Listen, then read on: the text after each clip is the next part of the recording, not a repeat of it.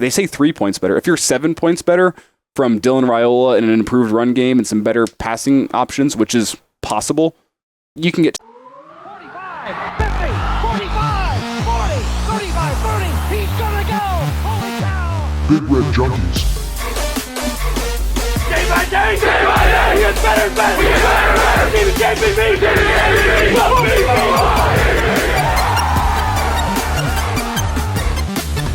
Oh, man, woman, and child, he just turned this stadium inside out.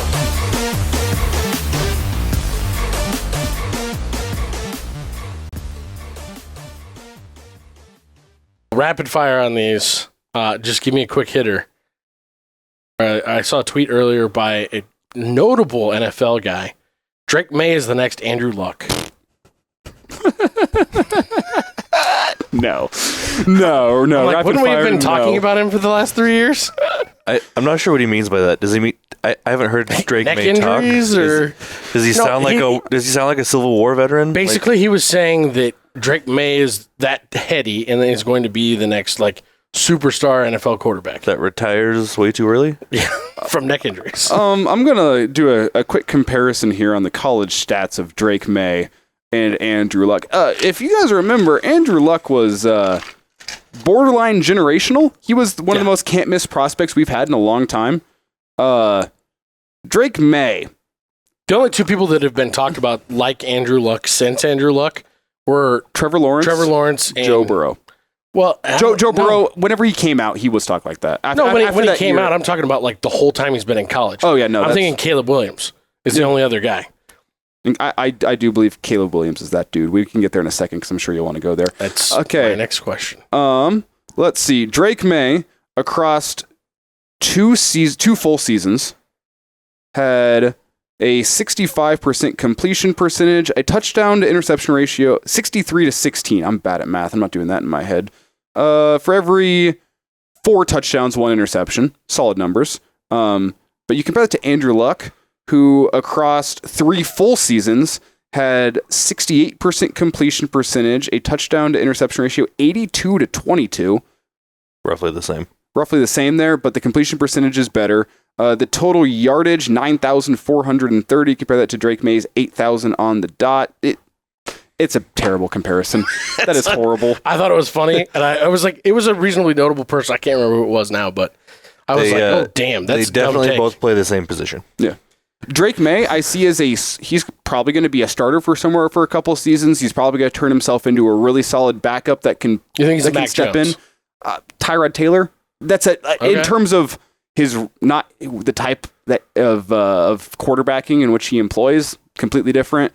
But in terms of what he can be in the league, he can be a starter, but not a guy that a team is going to be like, we got our guy. Yeah, that's what I think Drake May can be. I think he's a solid quarterback, but I'm not wowed by him. See, I have a different opinion of him, and I really hope the Patriots take him at 3.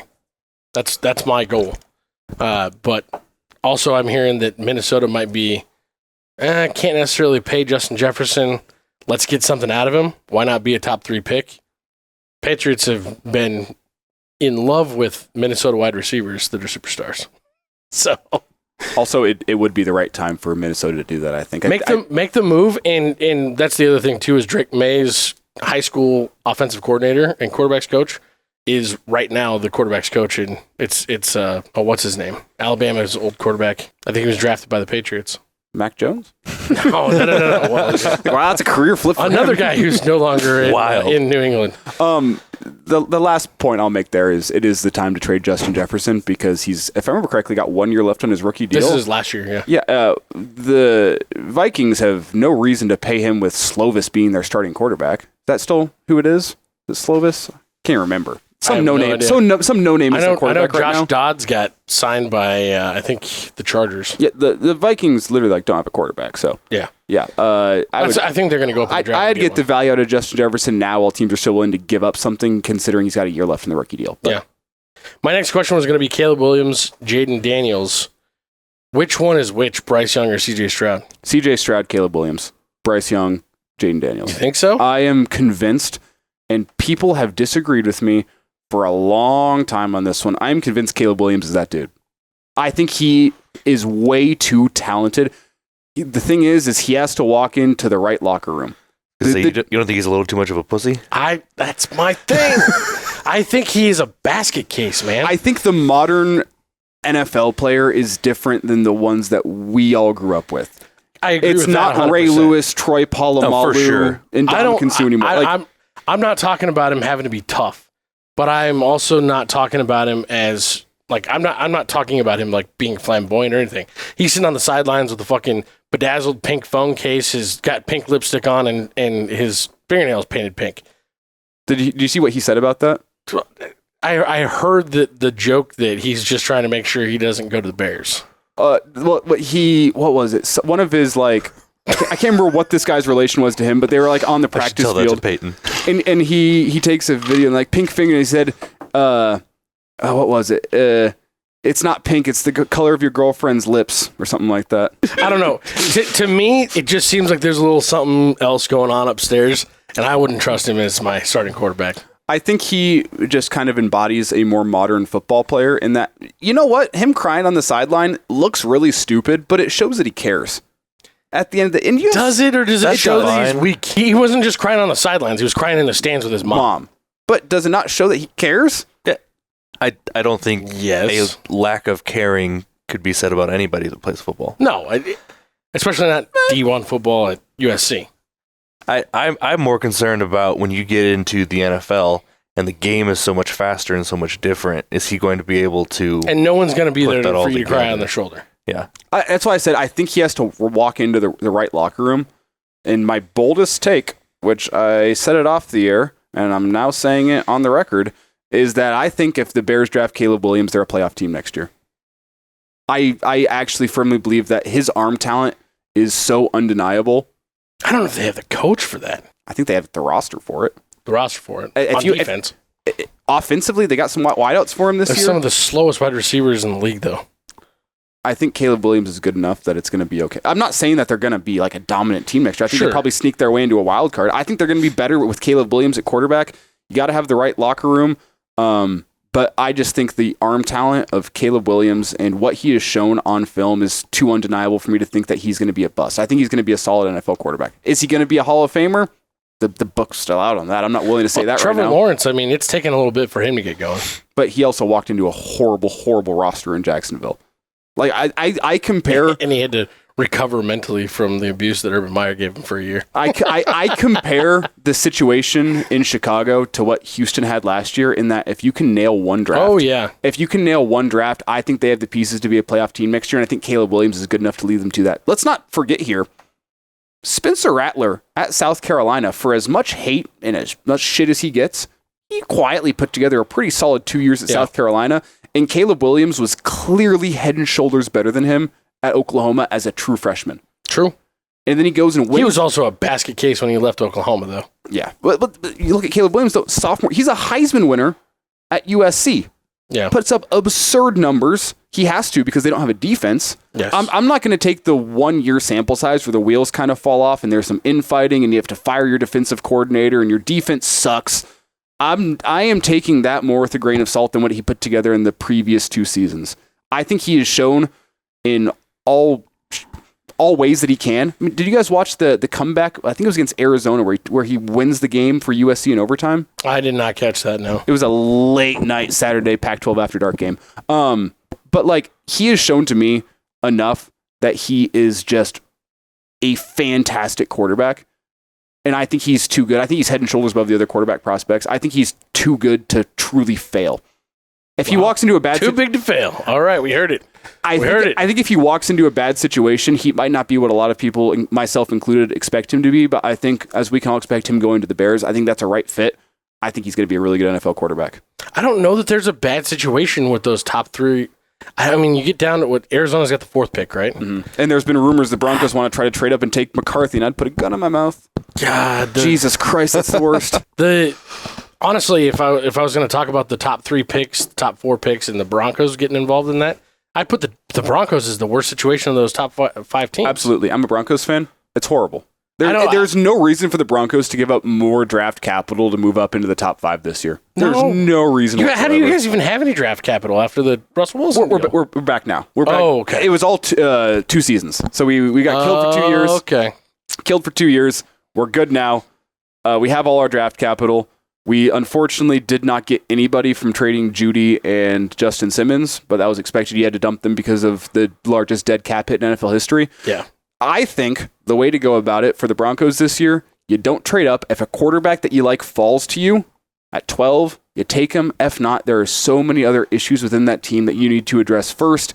You take your lumps in your 2-15 season next year. You fire the GM, George Payton, who still has a job, believe it or not, after all the Russell Wilson bullshit. He still has a job, and I think the master plan is to have an awful season this year, work your way up into a top pick next year, fire your GM, have a decent class of rookies this Quinn year. Ewers next year. That your new GM can work with. Have a good class of rookies, and then give your new GM next year a top pick that he can go do what he wants with. I think that's the Broncos' plan. Take an offensive lineman in the first round at 12. There's take Alt. Really good ones. I love Joe Alt. He's not going to fall that far. No, I think he's a top 6 or 7 pick. Yeah, he should be, but I'd love it. But there's also A boy can dream. There's also, for the first time in a while, there's 2 really good right tackles in this draft and a really good center. So you can take a nice offensive piece that is not flashy, do the right thing, put somebody on your line, because your guys' line's kind of in shambles too. It's got some pieces, but it's not good. There's a couple old guys there. It's very middle of the road. Yeah. You lost Lloyd Cushenberry, who was replaceable. You need a left tackle because Garrett Bowles is probably not. I'm surprised they kept him this year with his giant contract. He's been fine, but he's not worth the contract he's being paid. They could use a little work on the offensive line. They could use a truly dominant edge rusher. But the thought is, I can't remember the guy's name. The corner out of Bama, not Kool-Aid McKinstry, the other one. There's thoughts that the Broncos might like him at 12, just to pair up with Pat Surtain. Terrion Arnold. Yeah, that's him. I like him. I like Brock Bowers if he falls to 12. There's some pieces that the Broncos could take at 12. They're not a quarterback, and I hope they don't get antsy. Yeah. I think if you can, the second rounder that I think everybody should be looking for if he falls that far, Michael Penix. I know a lot of people hate on him. I think that you put him in the right system and you don't expect him to use his legs, he could be a really good NFL quarterback. And he's worth a second-round flyer on for the Broncos if he can fall that far.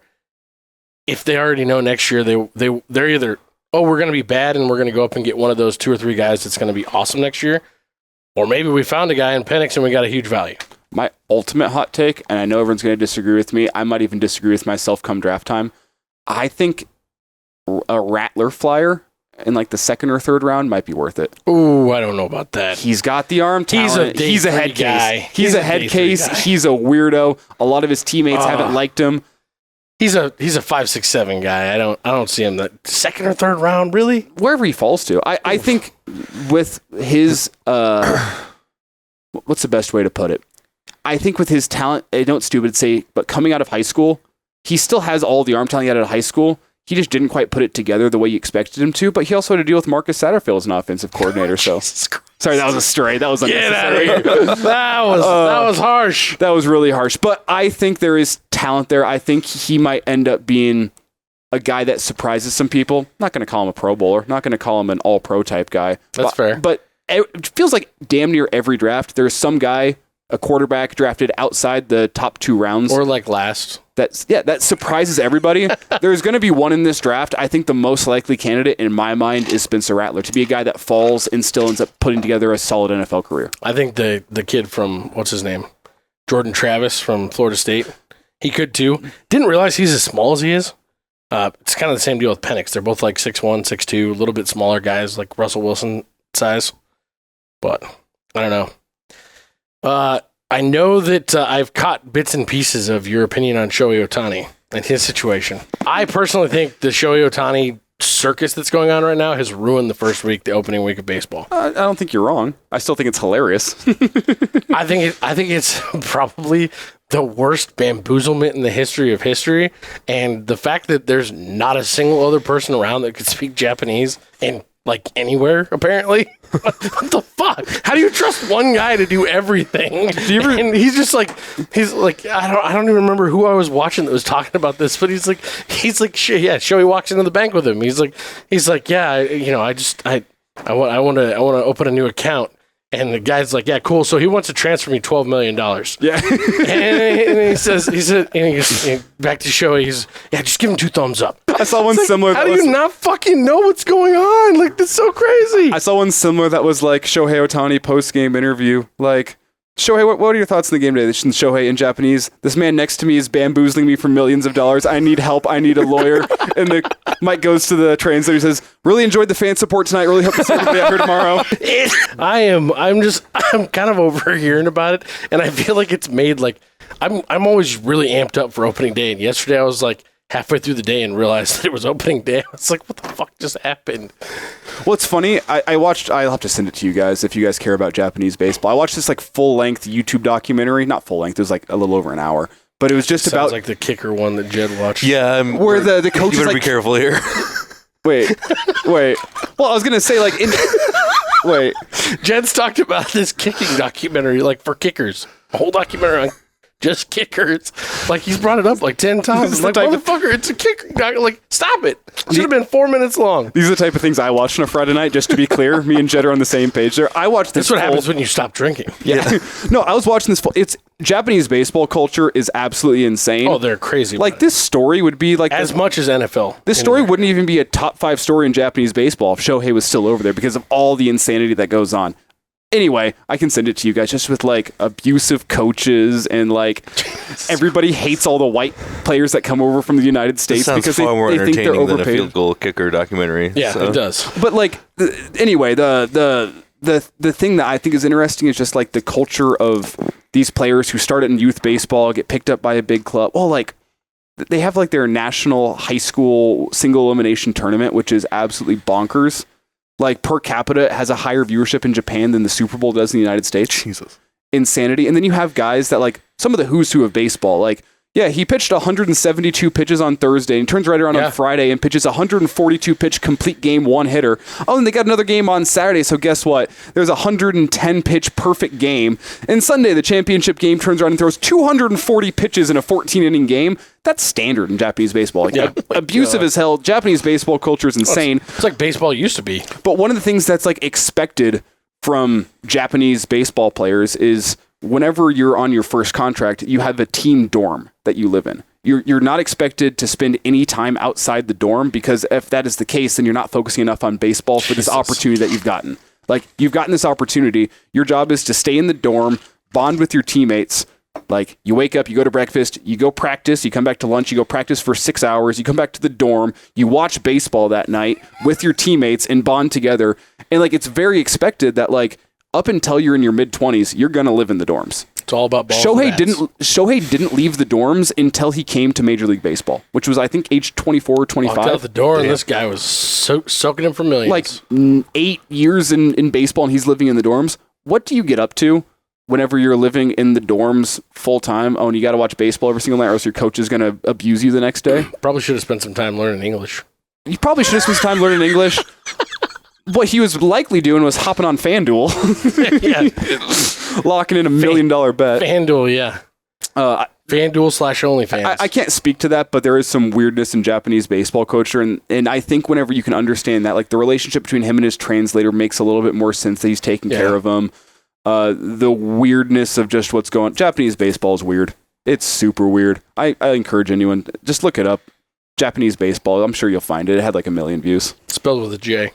Yes. But I do want to go out and see that Japanese high school baseball tournament. It's in absolute insanity. It's like, I got to look it up, what it's called. It is one of the coolest sporting things that I have learned about that I never knew about ever in my life. Japanese, we're going to hit the old The other thing about Japanese baseball is you can't tell the difference between one of them that's like 15 years old, because some of them are like 6'8", and some of them are 5'8". And it doesn't matter if they're 15 years old or 40. Like when Ichiro Suzuki retired, he barely looked like he was 20 years old. He was still running like he was 20 years old. It's called the Summer Koshin. It started in 1915 in Japan, which is interesting. Jesus. The timing of that. Like, baseball was seen by Japanese authorities as being a great way to train kids for military service. Like it was supposed to be like hey, whenever you're on a baseball team, it's essentially the military. Your coach is your drill instructor, and you're supposed to learn like discipline and toughness and camaraderie, all the things that are important in like military service. That's fascinating. So that was kind of like the original point of baseball. So they take it very, very seriously over there. Like if you don't cry after you lose in the summer Koshin, it's like a national disgrace. Quick, get that translator over there.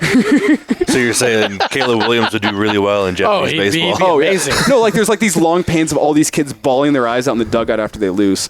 But yeah, Japanese baseball culture is absolutely insane. I want to go see the summer Koshin. I want to see the kids cry. I just kind of want to go to Japan in general.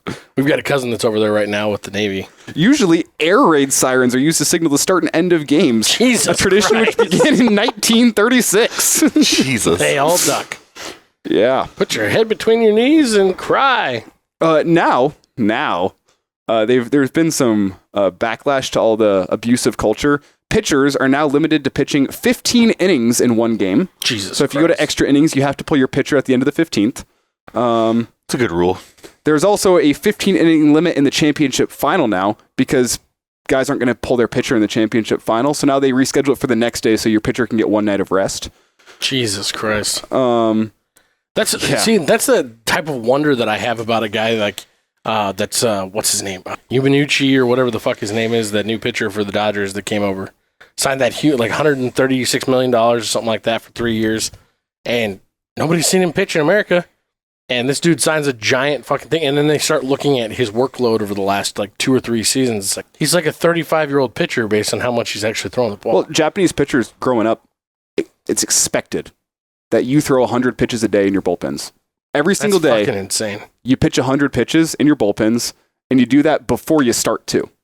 So you pitch 100 in the morning, and then you have your game that night, and then you go and actually pitch in the game. That's like what is expected of Japanese baseball players. It's insane, but if you make a name for yourself at the youth level, if you go win the Summer Koshin, there's been guys that have had their entire careers taken care of. They never make it to the majors. They're never consistent starters in Japanese professional baseball, but they're pop culture icons because they put on some heroic performance in the Summer Koshin, which, as I said, higher viewership per capita than the Super Bowl. It's like Steven Strasburg. I learned more about Japanese baseball today than I probably ever have in my entire life. It wasn't as bad as learning about all the kicking stuff, though. It's legitimately, this documentary I watched was one of the most interesting documentaries I have ever watched. Just because I was like, there is no way any of this is real, and it's all real. I can tell you sound like you're in love with it. Yeah, no, it was crazy. We just spent so much time on a Nebraska football podcast talking Japanese baseball. Thanks to the listeners that have stuck with us. This is a good random show. It's a good random show.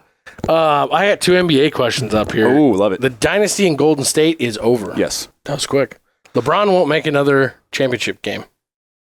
Also agreed. Yeah. As long as he's playing in the Western Conference, because the Nuggets are the new Warriors dynasty. I don't think it's going to matter.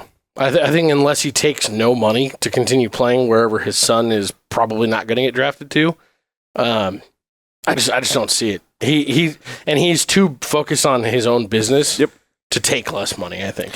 Yeah, he would have to be much more of a role player instead of a star player. Well, like, he could be one of those Udonis Haslem types that's like barely playing, but he's more of a coach and his son's out there. I could see him making it to the finals in that type of situation. If he is a starter playing 35 minutes a game, I don't see it happening, especially in the West. I legitimately think what the Warriors were almost a decade ago is what the Nuggets can be over the next couple seasons. With barring any injuries, the Nuggets, look how point centers are coming everywhere in basketball. Yeah. Everyone is following the Nuggets mold there. It's changing everything. Everyone wants to run the inverse pick and roll where your center takes a screen from the point guard because no one knows how to defend it right now. Yeah. There is what the Warriors did with the 3-point shot, changing basketball, becoming a dynasty, is what the Nuggets have the potential to do over the next couple of years. And I'm a Nuggets fan, so I know I'm biased, but I do not think I'm off there. I've looked into this a ton. I'm pretty unbiased when it comes to this take.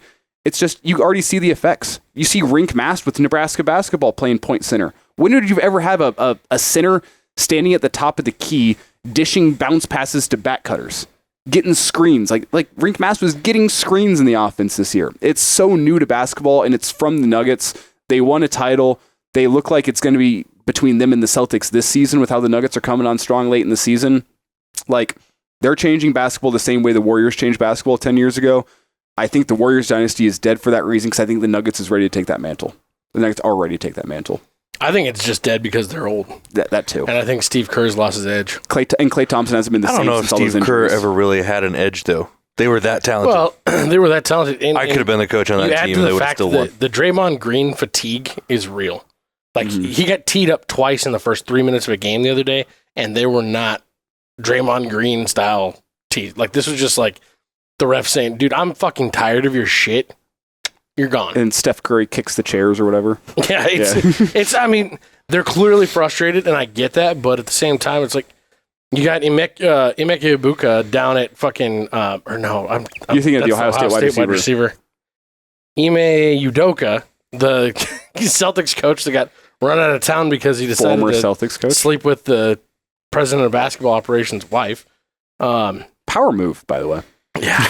Well, it's something. Power move. I don't know if that's a power move. He got put in a power. I see it as a power move of being like, I dare you to fire me, and then they traded him. No, Well, they suspended him and then traded him. Yeah, they suspended him and then shipped him off to Brooklyn.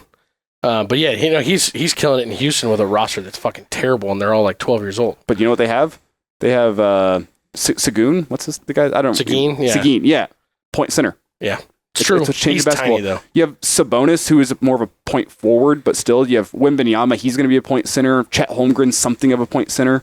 It's what's changed in basketball. I don't know. I still like the team's full of wings.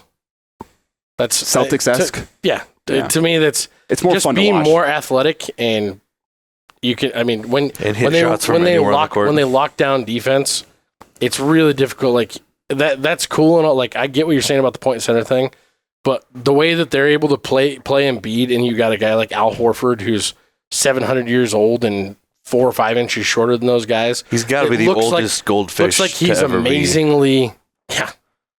But he looks like he's an amazing defender against guys like Embiid or Jokic, and it's like, no, he's not. It's just the way that the team plays, and whoever's on him for that game is going to get that type of accolade. I don't know. It's going to be a really good finals if those two meet. If it's Celtics Nuggets, that will do fantastically in the ratings because we're also Celtics fans. Yeah, the Celtics have been so close for so many years that I think a lot of people will be ready to see the Celtics in the finals. That would be such an ideal matchup. Tatum needs to decide to stop being a pussy. I don't care to see the Bucks in the finals. No. I don't care to see the Timberwolves or the Thunder in the finals. Like the only finals matchup. The Thunder would be fun. The Thunder and Celtics would be a good matchup. I don't think the Thunder are going to make it. I don't either. I think they need a playoff run or two under their belt before they are ready to make a finals run. And I don't think that they still have the name appeal. Shai Gilgeous-Alexander is a star, but he's not a superstar just yet, even though he should be. It would take a finals-type run to maybe elevate him to that point. I just don't think that team's ready. If they are, I think it's cool, but I think Nuggets-Celtics is a much more appealing matchup for the neutral. Because that's a series that should go 6 or 7. Yeah. Now, I'm with you on that. Last one I have, rapid fire. Nebraska's a 9-win team. 9+. 9 or 9+. I'm not willing to go there just yet, having never seen Dylan Raiola throw in a live game, having never seen Dowdell run the football, having not seen what Mazuka looks like on the offensive line. I am not willing to go hot take. I will say 9 or better is more likely than worse than 6. Fair. I am willing to say that right now, but I'm not willing to confidently go and say 9 wins. Yeah, it's in the cards for Nebraska. There's still a lot of things they need to improve upon. But at the end of the day, if you're 7 points, but they say 3 points better. If you're 7 points better from Dylan Raiola and an improved run game and some better passing options, which is possible, you can get to 9. Yeah. If you're 7 points better offensively than you were last year and the defense keeps on carrying the water, 9's possible. Especially with the schedule we have this coming year. And this may be the most unbelievable night in Cornhusker football history.